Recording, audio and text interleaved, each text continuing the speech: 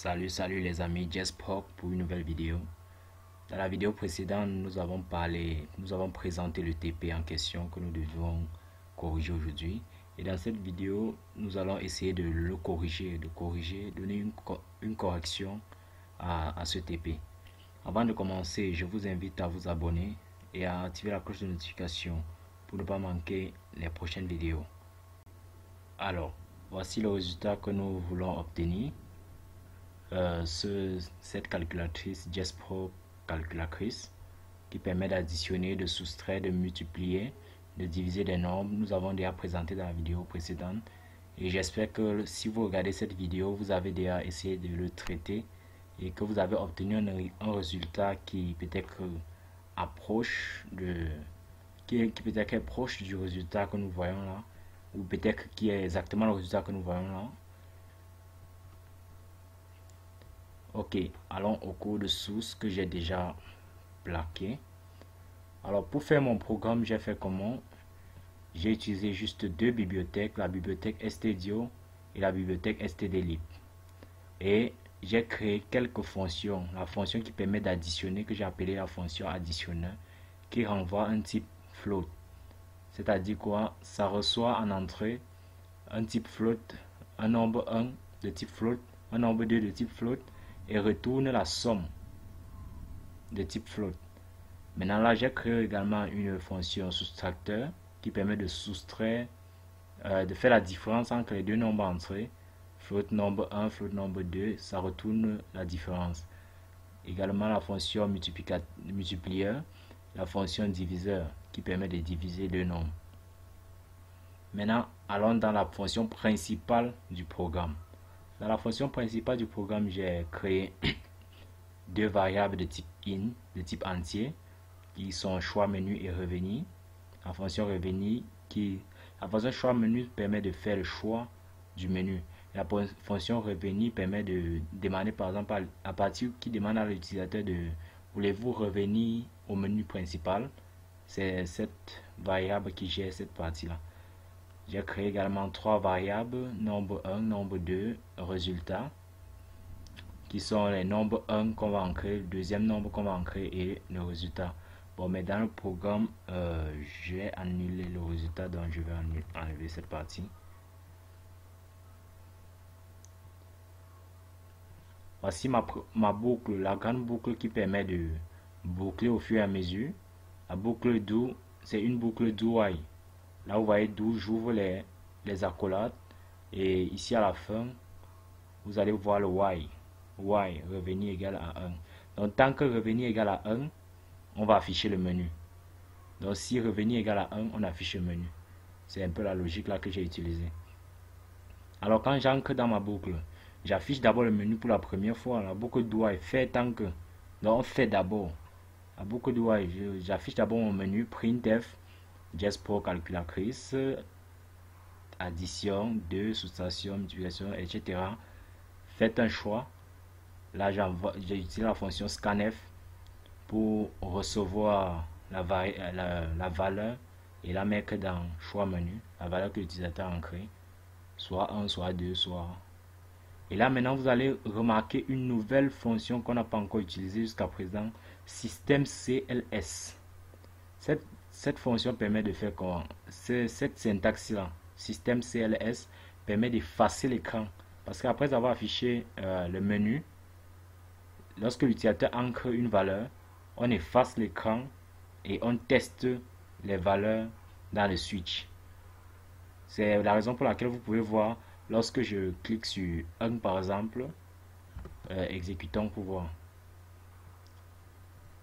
Là, lorsque je clique sur 1 pour dire j'ai choisi l'addition, l'écran est effacé et on affiche juste la partie addition. Vous allez voir la printf addition, veuillez ancrer les valeurs. Vous voyez, c'est exactement ça. On efface d'abord l'écran. C'est cette fonction-ci qui permet d'effacer l'écran. La fonction système entre parenthèses CLS. Je vous expliquerai plus tard ce que cela signifie et à quoi ça aide. Donc là maintenant, après avoir effacé l'écran, je fais juste un printf pour partir à la ligne, c'est pas compliqué. Je fais le switch sur le choix menu, sur le choix que l'utilisateur a ancré. sur le choix que l'utilisateur a ancré. Là, si la valeur, mes cases 1, si la valeur est 1, si la valeur vaut 1, printf addition, printf, veuillez entrer les nombres. Là, je fais scanf, pourcentage LF, je reçois le nombre qui est de type flottant, n'oubliez pas, qui est de type double, qui est de type flottant. Je mets là, veuillez entrer les valeurs, anti-slash n, anti-slash n, anti-slash t qui permet de pousser, basculer la partie où l'utilisateur va ancrer d'une tabulation. Là également, j'ai un printf qui est anti-slash t pour basculer, pour faire une tabulation. Là, je mets le plus. Donc, mon plus s'affiche automatiquement. Après avoir ancré la première valeur, lorsque je tape sur la touche entrée, le printf vient m'afficher le plus avant de me demander une deuxième valeur. Donc, c'est exactement le processus qui se passe. Et enfin, je fais un printf anti-slash t pour faire une tabulation. Je mets égal pourcentage LF additionneur. J'appelle ma fonction additionneur. Je lui donne la valeur, le nombre 1 que j'ai récupéré à l'utilisateur et le nombre 2 que j'ai récupéré à l'utilisateur. Voici ma fonction additionneur qui recevait nombre 1, nombre 2 de type de type flottant et retournait la somme. Donc là maintenant, vous voyez bien que additionneur va retourner la somme de nombre 1 plus nombre 2 et ce sera affiché à l'écran. Et break pour dire que l'instruction est terminée. La même chose, je l'ai fait pour la deuxième case. Si case égale 2, ça veut dire que c'est la soustraction qu'on a choisie. Donc on fait exactement la même chose. Juste qu'ici j'ai changé, j'ai mis le moins. Et c'est plutôt la fonction soustracteur qui soustrait, qui donne la différence entre le nombre 1 et le nombre 2.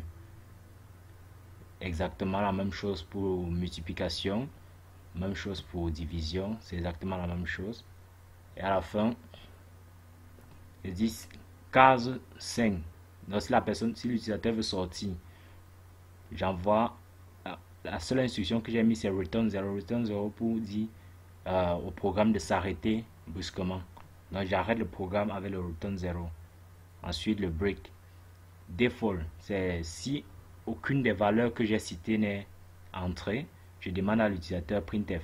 Vous n'avez pas entré un nombre correct. Je me demande à quoi vous jouez. Ensuite, je fais un printf de 2 anti-slash n pour partir à la ligne afin d'organiser bien le texte. Je fais un printf maintenant pour dire revenir au menu principal. Je pose la question. Printf 1, oui, anti-slash n, 2, sortie, anti-slash n. Après, je fais un scanf pour recevoir la valeur. Et je fais un système CLS pour effacer tout ce qui est sur l'écran afin d'afficher le menu. C'est là maintenant que je viens de pour dire d'où on fait tout ceci. Why, tant que revenir égale à 1. Vous voyez là, je reçois la valeur de l'utilisateur, je mets dans la variable revenir. Si l'utilisateur ancre par exemple 2 pour dire qu'il veut sortir, le programme sort. Si l'utilisateur ancre 0, n'importe quoi, différent de 1, le programme sort. Et enfin, le return 0. Je crois que vous avez bien compris le principe du code. C'est très simple, c'est vraiment très simple. Si vous avez des questions, n'hésitez pas en commentaire. Je suis là, je lis tous les commentaires et je vous dis à bientôt pour une nouvelle vidéo. Si vous ne vous êtes pas encore abonné, je vous invite à vous abonner, à activer la cloche de notification pour ne pas manquer les prochaines vidéos. Merci.